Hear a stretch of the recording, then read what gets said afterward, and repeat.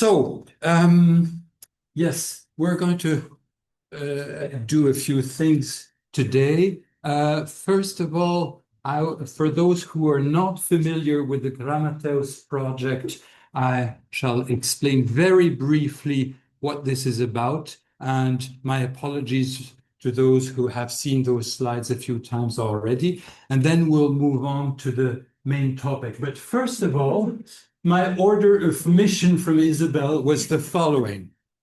I translate. I was wondering if you had already made a summary on the size and orientation of documents studied in the Grammateus project. I'm wondering about the practical aspects of writing on papyrus, admitting that the scribes wrote on their thighs, so cross-legged or with a leg half crossed. This would impose some constraints that we might find again in the formats, 30 centimeters in height, going from the knee to the hip, and columns of 10 centimeters in width, corresponding to the thigh. Conversely, some documents have formats that are so huge that it certainly wouldn't be very practical, e.g. Dioscorus petition. Okay, so mission impossible, Isabel. So I'm going to try and give you an idea of what we can do using what I would call an educated guess. So what am I about to do? Well, first of all, Grammateus is a project where we try to understand how a scribe prepared documentary texts, letters, contracts, and so on. So we're trying to put ourselves into the shoes of a scribe, and we're trying to understand if there were any rules, either explicit or implicit, about how to construct a document. Like if you have nowadays a payment order, there are certain codes. So this is what we wanted to do. And so we've had two phases. Sorry about the missing text there. There's not much I can do about that. But anyway, this has been and still is a wonderful team working on this. And so right now we're working on documents from the Byzantine period. This is much better. Thank you very much, Lavinia. So Lavinia is up there, huh? I like 2019. That's what she wanted to do. So one of the aspects of this project is the website, where we have a search and display interface and a dynamic approach where we go and get some metadata from the main databases on documented papyri, and then display some representative samples using a matrix. And a very important part of it is the description of types, where we try to explain how, let's say, a bank receipt is produced and so on and so forth. And all that, of course, allowing you to consult the texts and images that are available on the web. So this is what we're doing.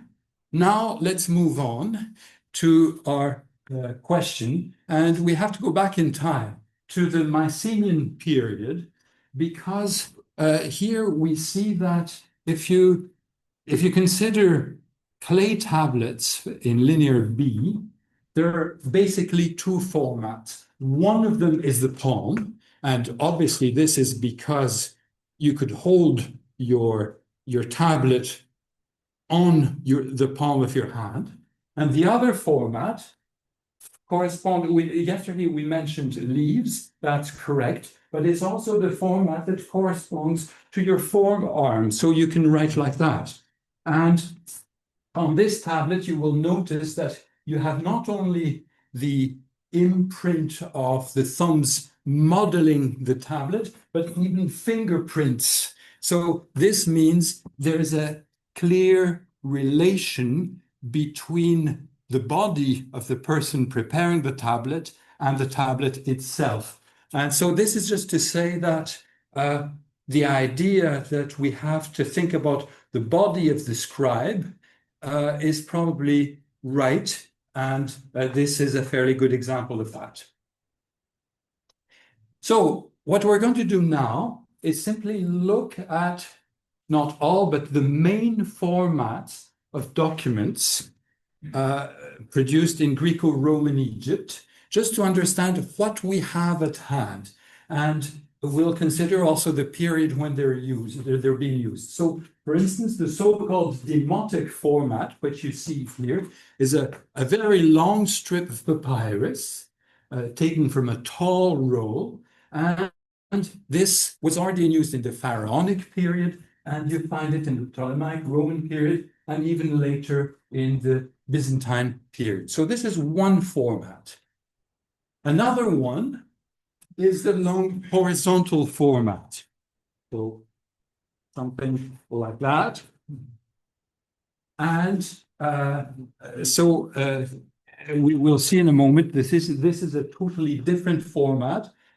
You do find it also in the Byzantine period, but it's not as prevalent as in the earlier periods. And Jean-Luc will correct me on this, but we do also have relatively long sheets of papyrus in the Byzantine period. Then what I call here horizontal format is slightly narrower. You can see in this case 33 centimeters and not that tall.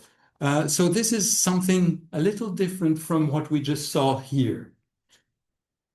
We're not quite through. This is, let's say, the most common format, the so-called pagina format, the ancestor of our A4 sheet of paper.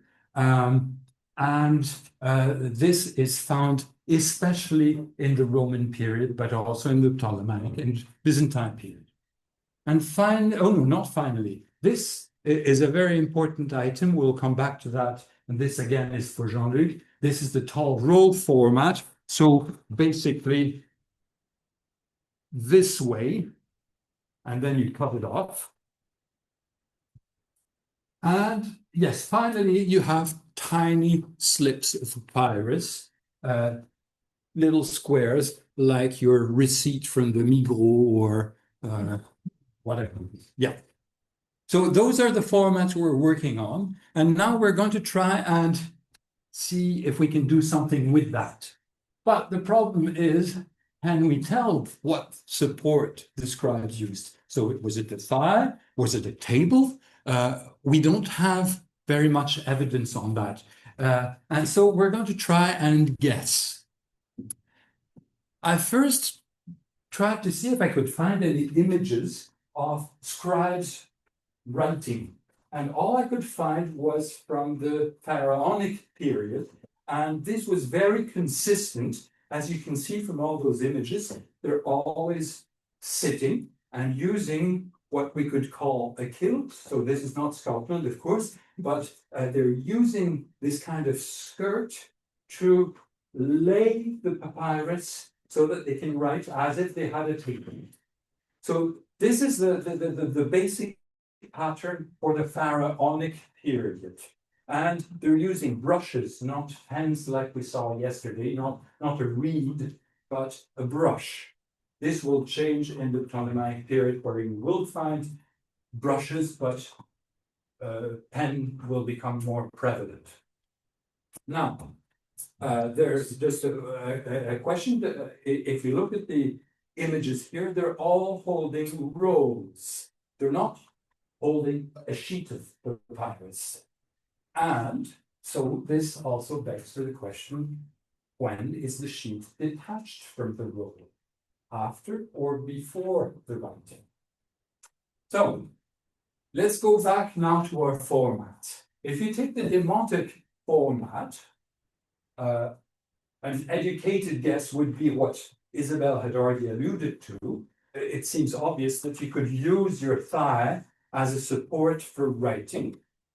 But then the question is, did they detach this sheet from the roll before writing so that it would fit on the thigh, or was it still attached to the roll? We don't have an answer to that, but let's move on and see how it works in other cases. When you look at the long horizontal format, this presumably would work very well on a kilt, on a skirt, if you like. This is the pattern that we saw already in the pharaonic era. So as you can see, there are already some different patterns emerging. When you look at the horizontal format, the narrower horizontal format that I showed before, you can see that the sheet is actually cut off from a roll and then rotated through 90 degrees. So of course, in this case, either you have to cut it in advance, or if it's still on the roll, you would need a table. Because it wouldn't work on your kilt if your sheet was like that. It just wouldn't work. Of course, if you start looking for images, you come across things like that. This is, of course, mere fantasy. We have absolutely no idea of how the scribes of the Greco-Roman period worked. I mean, in terms of writing support. If you look at the pagina format, well, this would work well on the kilt if you cut the sheet off, or perhaps if you just kept the sheet on the roll and cut it later. So I'm coming back always to this question of when do they detach the sheet from the roll? So let's have a look at this very interesting case. This is a document from the 1st century BC. Well, late 1st century, and it is a letter that ends at the bottom with the standard salutation and date. So essentially, you can say that this letter is complete, but in this case, the scribe had an afterthought and started writing a huge postscriptum in a second column. And this has implications for us because it means if he was able to add a postscriptum, his sheet could not have been detached from the roll. Otherwise, he would have run into trouble. I mean, he wouldn't have had the space. So this is a clear indication that at least in this case, the scribe was holding the roll perhaps on his kilt, and then once he had completed the postscriptum, he detached the sheet from the roll. So this is a clear case where we can say, okay, this is the order of proceeding. Now, tall roll format. I told you the problem is you have to rotate it through 90 degrees. And again, it's not going to be very practical writing on your kilt with a huge roll turned through 90 degrees. So in this case, the implication, the guess would be, well, perhaps they did have a table after all. This raises other questions, as you will see in a moment. Then you have small slips or ostraca, tiny things. In this case, it's not really an issue. You could even use the back of a donkey to write your slip. It would work just as well. So in this case, we have absolutely no idea about how and when it was done. It can be, of course, a little more complicated when you take, for instance, this document from the so-called Alexandrian scribal office. You can see that this was detached from a roll, but you have several documents on a same sheet. I've detached the images, but they all fit together on a single sheet of papyrus. So how this was produced remains a mystery to me. I mean, whether they detached it and used this as scrap paper to put some drafts is not quite clear to me. Just to tell you that, well, we can only guess, but in such cases, of course, we are totally at a loss. So, what do we have? long horizontal format would work well on a kilt. Good. Then the vertical format will work on a kilt, provided that it's not detached from the horizontal roll. Then narrow vertical will fit well on the thigh. But again, we have this problem of when the sheet was detached from the roll. And vertical rolls, as well as small horizontal sheets, seem to require a table. So here comes a little caveat, because you can see that we have some formats that will work well on the kilt and others that will work on the table. And of course, the danger is that we start developing an evolutionary model where you would have backwards thinking scribes from the pharaonic period sitting to write, and then you would have the civilized Greco-Roman scribes who come up with a table and do it the right way. And this is what I think we have to be careful about. I don't think it's quite as simple as that. But we do have to bear in mind that there are two possibilities for support, for writing support. Now, if you want more on this, in the, well, not the very latest, but the next issue of the journal Pylon, there will be a survey on all documents from the transition between Cleopatra and Augustus, trying to figure out what the rules were at this time. I promised Isabel I would not speak for too long, so that's it. Thank you very much for your patience and the questions.